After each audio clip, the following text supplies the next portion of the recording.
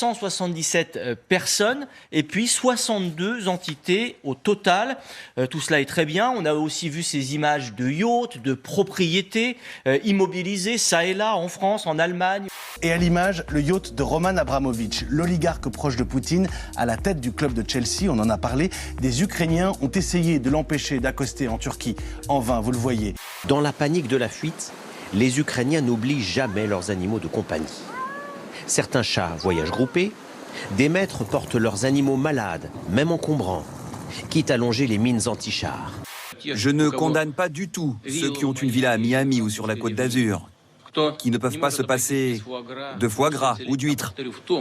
Le problème, c'est que beaucoup de ces personnes ne sont mentalement pas ici, pas avec notre peuple, pas du côté de la Russie. Plus d'1 million d'internautes suivent le quotidien de Stepan, un félin de Kharkiv devenu symbole du sort des animaux dans ce conflit. Le chat, âgé de 13 ans, était déjà célèbre pour cette photo postée l'année dernière. On n'est pas forcément solidaire du gouvernement ukrainien.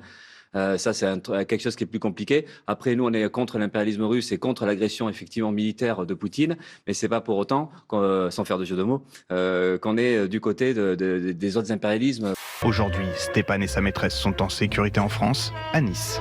Spontanément, ils se sont rassemblés devant la préfecture d'Ajaccio ce matin. Ces lycéens, ces étudiants rendent un ultime hommage à Ivan Colonna. Un rapport a été demandé, des conséquences en seront tirées, parce que on ne peut pas laisser dans nos prisons de tels gestes être commis.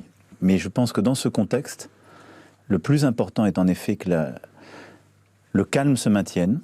Qu'un détenu français soit agressé dans une prison française par l'un de ses codétenus, qui est un multirécidiviste, qui a été condamné pour djihadisme, qui est donc un islamiste dangereux, forcené, qui est auxiliaire de l'administration, c'est-à-dire qui bénéficie à la fois d'une rémunération et d'une délégation de missions de service public, pose un véritable problème. C'est juste hallucinant.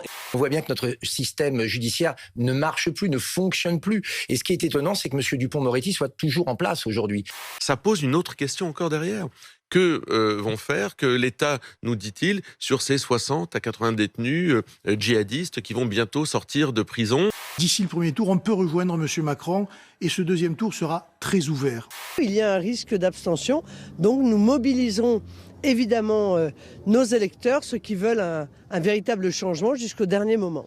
Attention, Emmanuel Macron est en train de vous laisser une dette abyssale financière. L'addition de tous les chèques qui sont faits, c'est après l'élection. Je ne pense pas qu'Éric Zemmour sera le prochain président de la République. Non, mais personne ne le pense. Voilà.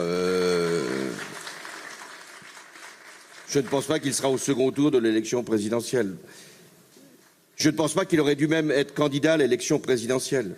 Allez-vous choisir Marine Le Pen comme Premier ministre? Je n'ai pas encore fait mon choix de Premier ministre, donc on verra. Il faudra d'abord que Marine Le Pen me soutienne, mais je ne doute pas qu'elle le fera au second tour. Quand il était chroniqueur, on disait mais ce n'est qu'un journaliste, pardon de l'expression. Mais là, aujourd'hui, il intervient comme un responsable politique, d'ailleurs doté d'aucun mandat. Et c'est là que le mal se produit. Un soutien de poids, mais qui s'est fait attendre. François Hollande s'est affiché à ses côtés et a prononcé ces mots: je suis là parce que je suis socialiste, je suis là parce que je suis fidèle et loyal.